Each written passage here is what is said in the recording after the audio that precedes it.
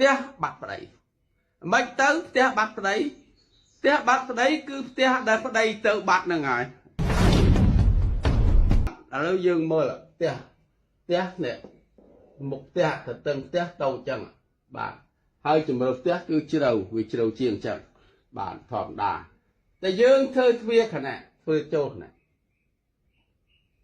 ធ្វើទ្វាចូលខណៈđấyធ្វើទ្វាចេញខាងនេះđấy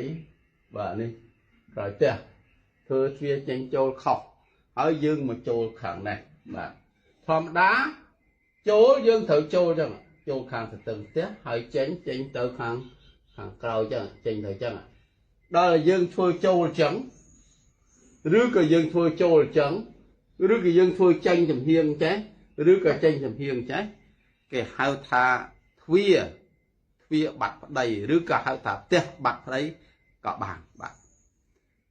មិនយូរជាង3ឆ្នាំទេពី3ឆ្នាំទៅ5ឆ្នាំវាមានរឿងរ៉ាវភាគីទី3មកតាក់តងស្វាមីនឹងទៅទីបំផុតស្វាមីក៏ចាក់ចេញពីផ្ទះនឹងទៅអញ្ចឹងហើយបានហៅថាផ្ទះបាត់ប្តីបាទតែបើគូស្នេហ៍នឹងបាទគាត់ភក្តីភាពមិនព្រមមានដតីអ្វីផ្សេងទេនឹងមានរឿង2ដល់កំណាចដល់សយដល់ចង្រៃកើតឡើងទៀតគឺទី1ត្រូវបាត់ម៉ងលុយកាក់បាទបាត់ម៉ងលុយកាក់យ៉ាងច្រើនសន្ធឹកសន្ធាប់បាទរឿងមួយទៀតដល់មហាចង្រៃមួយទៀតកើតឡើងគឺគ្រោះថ្នាក់ភាគីខាងប្តី